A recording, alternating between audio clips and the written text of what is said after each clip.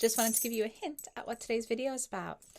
So, welcome back to my channel, my darling viewers. For those of you who are new here, my name is Miranda and I am the Enchantress of Avalon.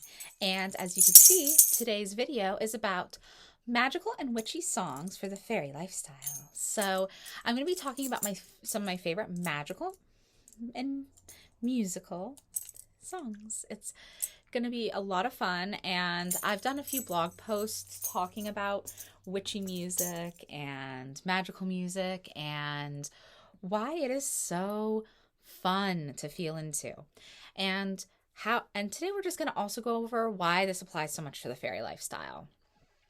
Basically, it's pretty simple why it applies to the fairy lifestyle. Fairies love dancing. They love making music and making merry.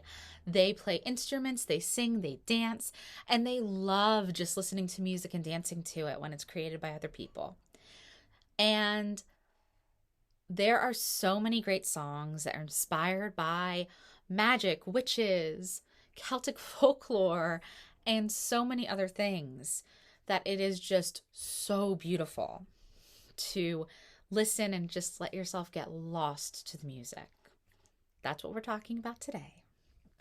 So, some general witchy songs can be traced all the way back to the works of Tchaikovsky, his fairy tale ballets, especially his Sleeping Beauty ballet, which the music for his Sleeping Beauty ballet, if you didn't know, was used in the Disney Sleeping Beauty film.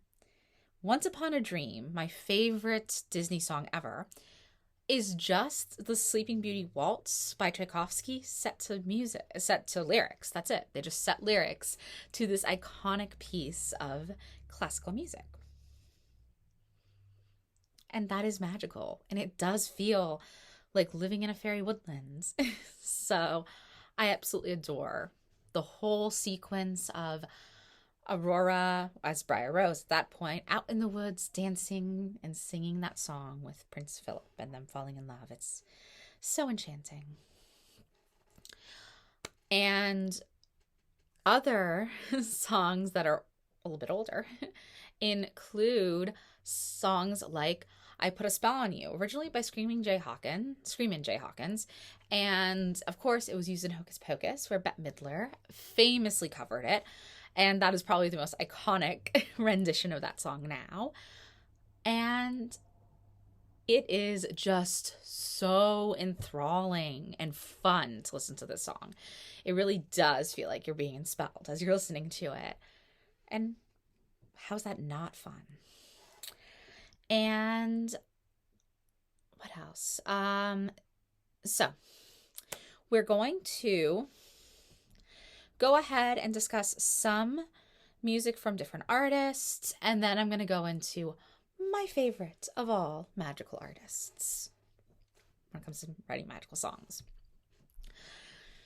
Now, people who are fans of my blog will know that I am a huge fan of the original Charms series, and I love the theme song. That is How Soon Is Now, which was originally recorded by the Smiths, but was then redone by Love Spit Love for the 90s witchy movies and television shows. It was originally used in The Craft in 1996 before becoming the Charmed theme song in 1998.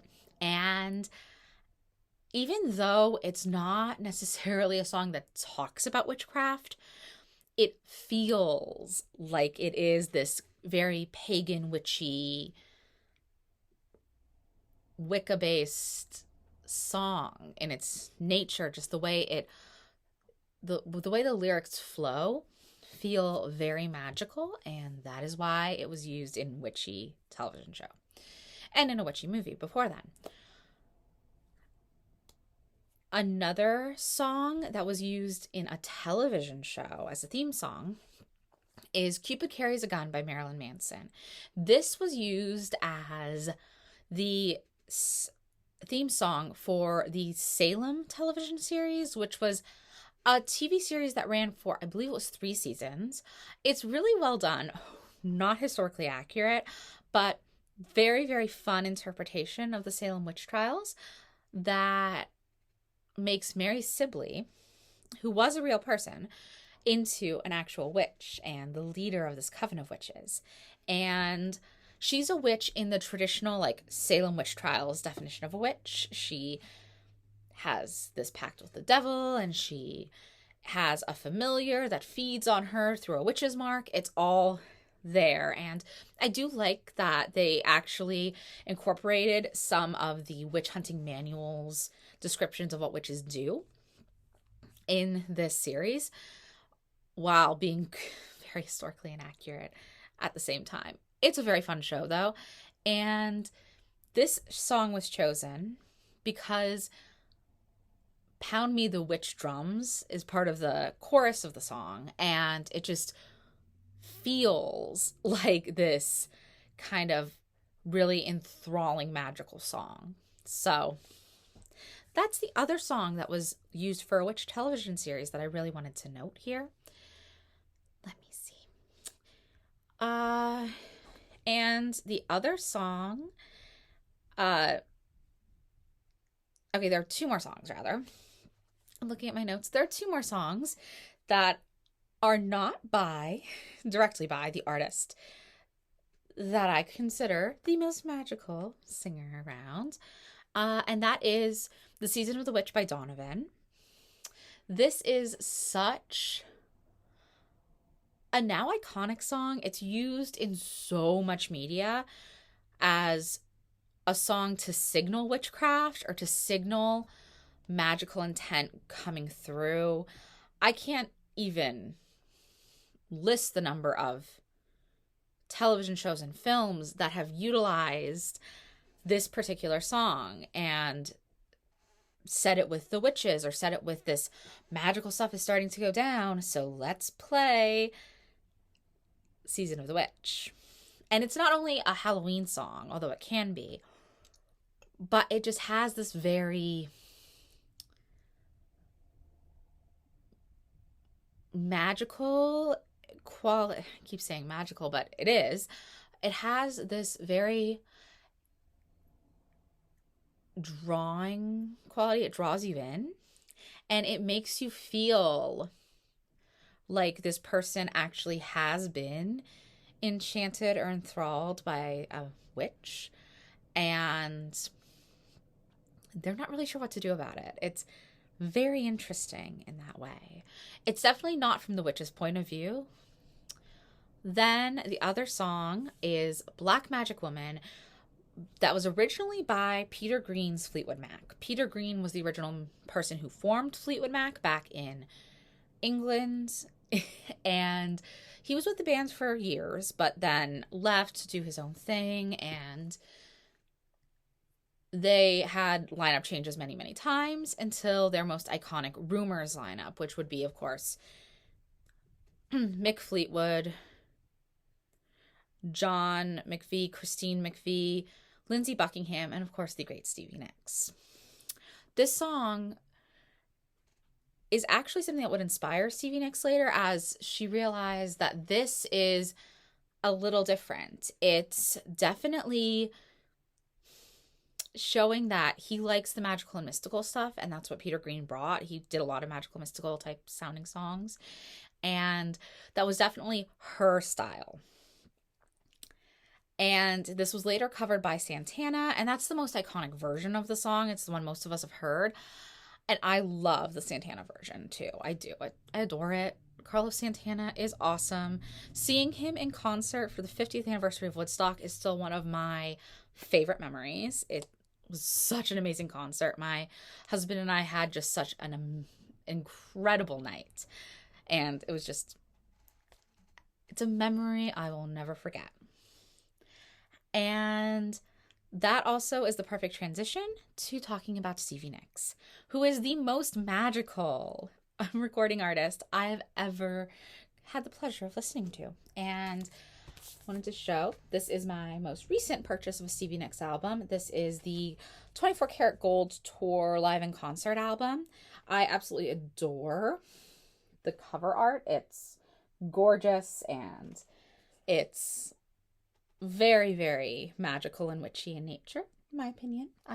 And Stevie Nicks herself has kind of really felt into this white witch persona that people have kind of assigned to her over the years, especially in her appearances on American Horror Story, where she actually is a witch, even though Stevie Nicks herself has said she is not a practicing witch or pagan or anything. She just really loves singing about magical topics. And her songs that are magical, there are so many. I'm just going to list off 7 of my favorites here. There is Nightbird. It's enthralling and it feels like you're being just enmeshed in this magic world, being pulled into the song to fly away with this Nightbird. Silver Springs, just so beautiful, so sweet. And it feels really, really happy and joyful and kind of like dancing in a field with a bunch of fairies. That's kind of the feeling I get from that song.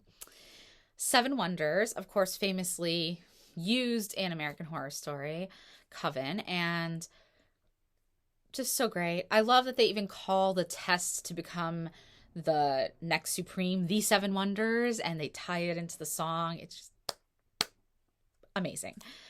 And Dreams, that song is one of the most iconic Fleetwood Mac songs of all time. Of course, it is a Stevie Nicks song, and it's just so fun. It is such a great song. Just love it. It's a song I can listen to on a loop and not get tired of it. And even my husband will listen to that song on a loop with me and not get tired of it. It's definitely one of his favorite Fleetwood Mac songs ever. Crystal. Crystal gets major bonus points here as it is one of the songs by Stevie Nicks on the Practical Magic soundtrack. I just have to note that because Practical Magic is one of the best witch movies ever to be made. The book series is absolutely incredible. I highly recommend it. Alice Hoffman is one of my favorite witchy writers, that is, writers of witchy books. She's so beautifully capable of forming this universe. Then Sorcerer. Sorcerer is a song that very much encompasses the love story aspect and the balance of masculine and feminine energies, because it was in many ways written about her and Lindsey Buckingham's relationship. A lot of her songs are based in their relationship in some way, shape, or form. But this one, like when she's talking about the sorcerer, she's talking about him. When she's talking about the woman in the mountains, she's talking about herself and how they kind of clash yet come together. And I just love that song. It's really great to have a magical song that is balanced in the masculine and feminine energies. We don't always get that, and that one's amazing. And finally, the epitome of magical songs is one that is named after one of the most magical Celtic goddesses, Rhiannon. I cannot tell you how much I love this song. It is one of my all-time favorite songs. It is Stevie Nicks's anthem.